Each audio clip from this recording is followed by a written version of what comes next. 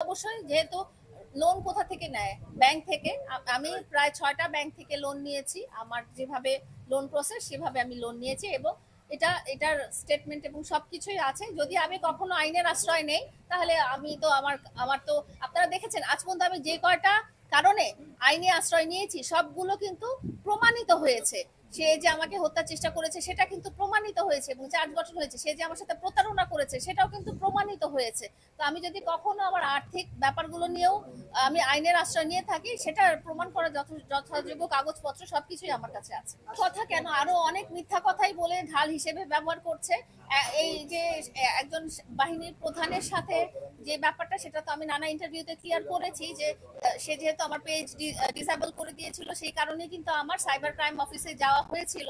তো এখন সেটাকে উনি যদি মনে করেন যে এই ইস্যুতে তাকে নিজেকে ভালো সাজানোর জন্য, আমাকে খারাপ সাজানোর জন্য সামাজিক যোগাযোগ মাধ্যমে ছড়িয়ে দেওয়া যায়, এবং হয়তো সে রাজনৈতিক কোনো ব্যাপারও হয়তো করে ফেলতে পারে। তো এগুলো আসলে তার প্রতারণারই অংশ।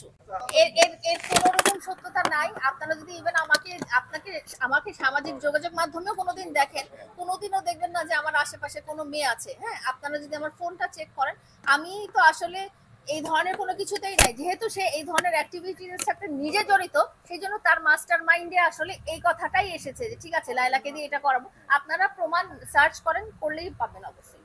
এটা ঘটেছিল, এটা অবশ্যই সত্যি।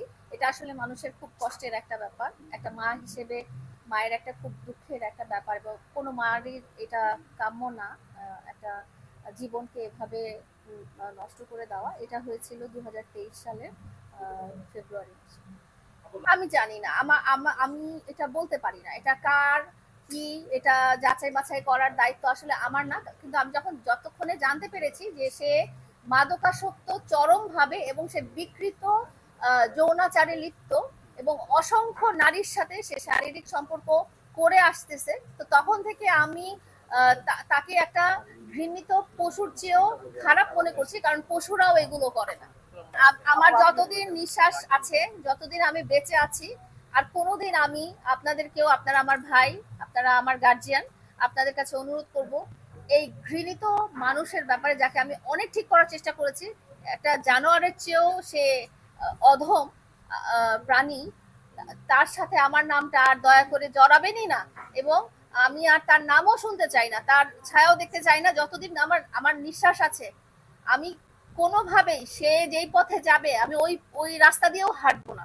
আমার নিজেরই এখন সাহায্য দরকার। আমি এমন অবস্থায় আছি যে আমার এখন হাত পাতার মতো অবস্থা হয়েছে। সময় দেখা যায় যে হেডলাইনটা পড়ে ভিতরের অংশটা পড়ি না।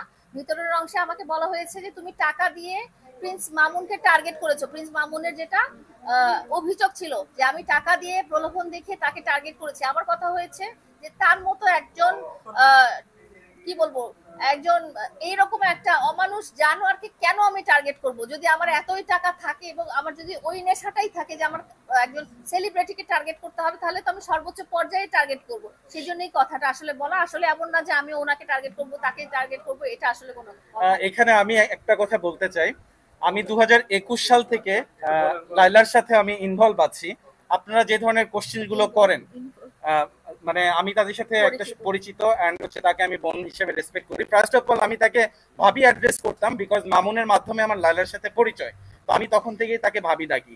এন্ড আমি তাদের ব্যক্তিগত জীবনে যে জিনিসগুলো দেখেছি ওদের চলাকালীন, তারা যেভাবে লিভ টুগেদার করেছে, একটা মানে মানে তারা যেভাবে থেকেছে, আমি বলি তারা যেভাবে এক বাসায় থেকেছে, আমি তো নিজে দেখেছি, এন্ড আমি ওই বাসায় ছিলাম।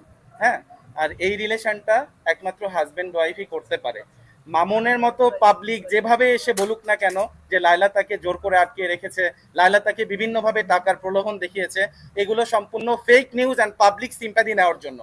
লায়লার টাকা দিয়ে যদি অন্য কাউকে নেওয়ার ইচ্ছে থাকতো, আমি 2021 সাল থেকে চিনি, আমি তাকে এটাও বলেছি যে বোন, তোমার যদি অন্য কোনো ছেলেকে পছন্দ হয় বলো, বাংলাদেশে ছেলের অভাব নাই। ও আমাকে একটা কথাই বলেছেন, গাড়িতে লায়লা আমার সাথে নিজে বসে কান্না করছে। ওই চোখের পানি যদি আপনারা দেখতেন, তাইলে আপনারা বুঝতেন যে লায়লা মামুনকে কতটুকু লাভ করে। সে পৃথিবীর কিছু চায়নি, সে মামুনকে চেয়েছিল। আর এই ইস্যুটাকে কাজে লাগিয়ে মামুন লায়লাকে বিভিন্নভাবে প্রতারণার ফাঁদে ফেলে ও ওর স্বার্থ সিদ্ধি লাভ করেছে।